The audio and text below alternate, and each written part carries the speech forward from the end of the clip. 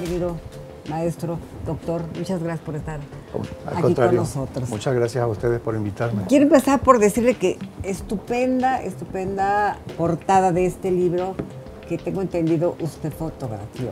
Sí, yo también soy fotógrafo aficionado y bueno, en una ocasión caminando por el centro estaba este joven y tomé esa foto, y después cuando surgió la cuestión de qué ilustración se podía poner en la portada del libro, pues se nos ocurrió que podía hacer esa foto y bueno, pues agraciadamente se incluyó como portada del libro.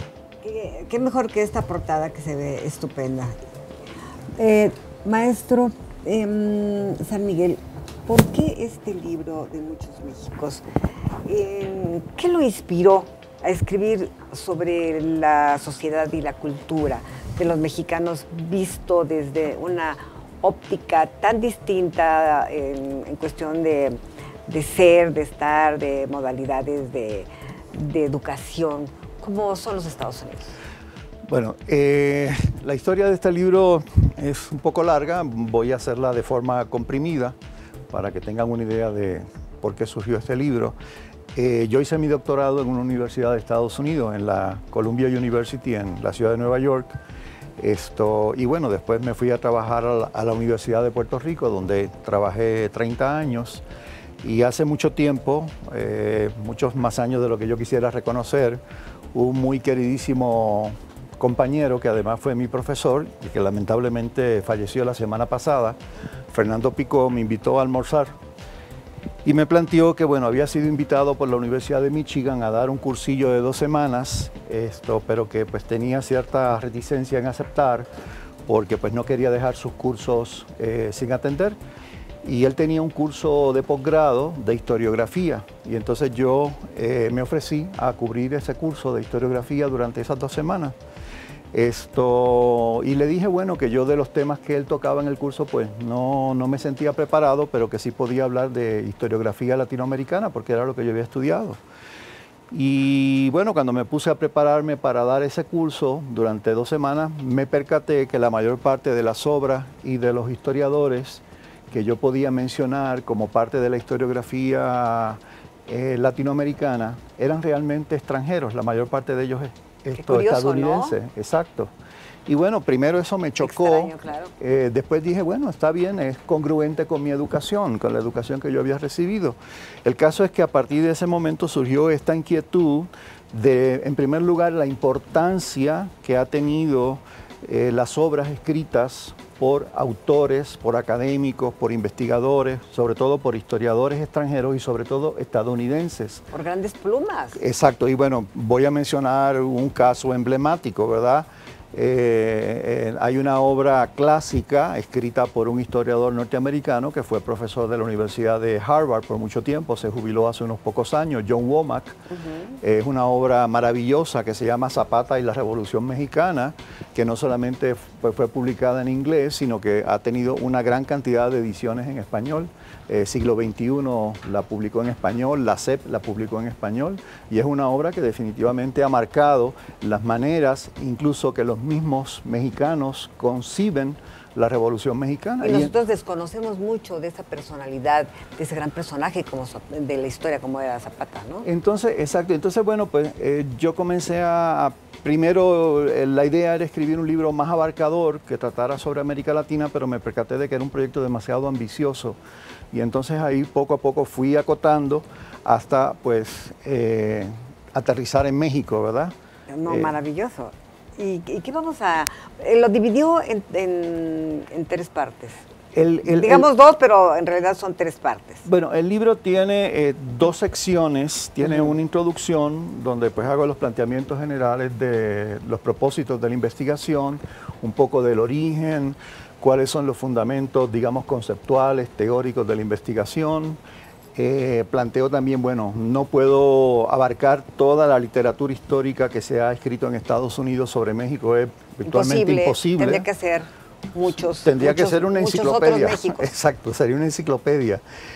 Así que yo comencé a considerar cómo podía trabajar estos diversos temas y comencé a trabajar con obras y con autores particulares. Entonces la primera sección del libro está dedicada a esos autores en particulares. Ahí está John Womack, Charles Gibson, que también fue un historiador norteamericano muy importante, que escribió una obra fundamental sobre la época colonial llamada Los aztecas bajo el dominio español.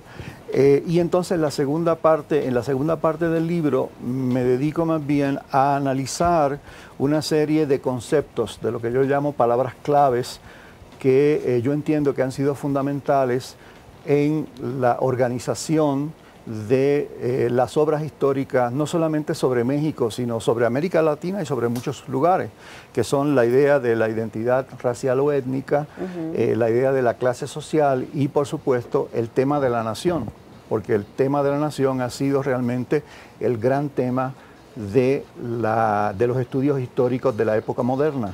Y entonces son tres conceptos que abarcan todo lo que es nuestra historia, ¿no? Exacto.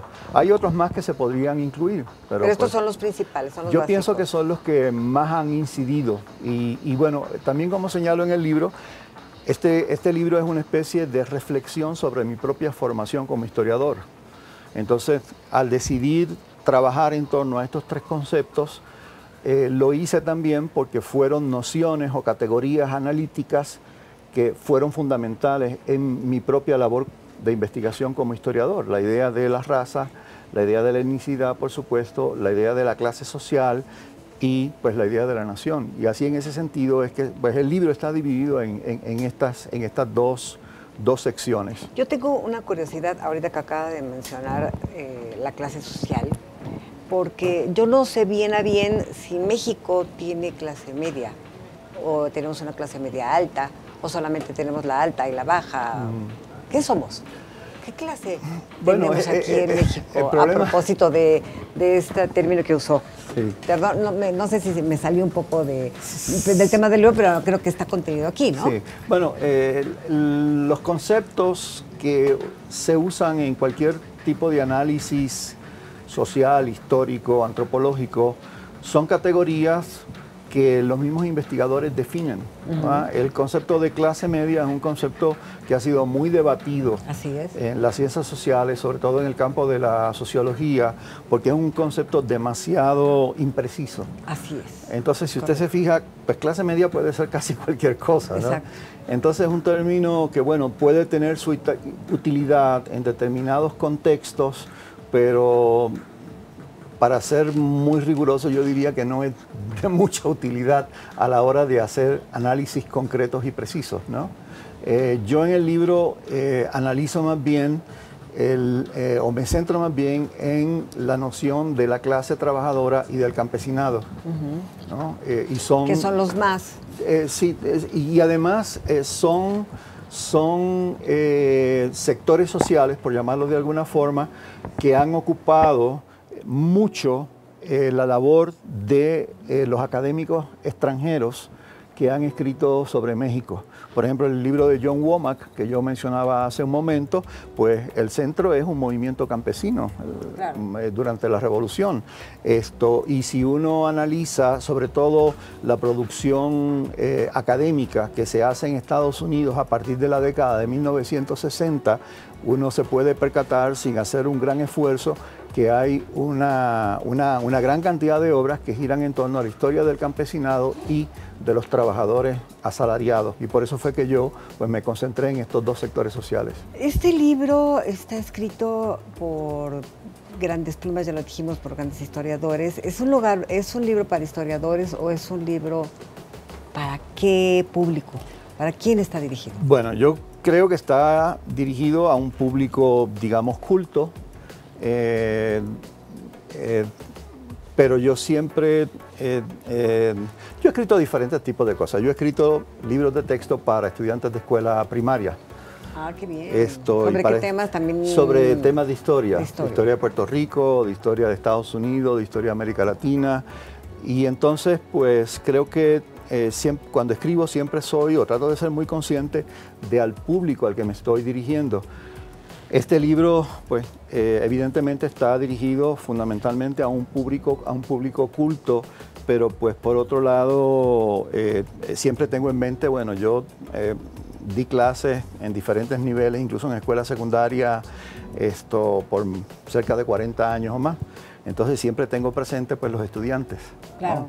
Así que en ese sentido yo espero que aparte de, digamos, académicos, historiadores, sociólogos, antropólogos, gente de los estudios culturales o de la literatura. O los universitarios. De filosofía y letras, de cualquier carrera, ¿no? Exacto. Muchos Méxicos, doctor Pedro San Miguel, culmina con reflexiones finales. Sí. ¿A qué se refiere de reflexiones finales? Bueno, generalmente los libros académicos tienen un capítulo final que usualmente se le llaman conclusiones. Yo no quería escribir unas conclusiones porque a mí se me hace que las conclusiones son como demasiado categóricas. Así es. Y es como, incluso me parece que las conclusiones de estos libros académicos tienen un dejo autoritario de decirle a la gente esto es lo que es. Yo básicamente intenté explicar, después de haber escrito un libro bastante extenso, pues para mí qué significado tiene todo esto, ¿no? Y en esas reflexiones pues sí hago una especie de análisis mucho más sintético de los propósitos fundamentales de esta investigación, sino también otro tipo de reflexiones sobre la investigación histórica, sobre el conocimiento histórico, sobre la importancia de las palabras. Eso es muy importante. Hay que leerlo, la importancia doctor. de las palabras. ¿Ya está a la venta? Sí. Espero yo que sí. Ya está a la venta en todas las librerías. Gracias al Instituto Mora por traernos siempre a personas como usted. Mucha suerte. Muchas gracias. Que le vaya muy bien. Muchas gracias, hijos.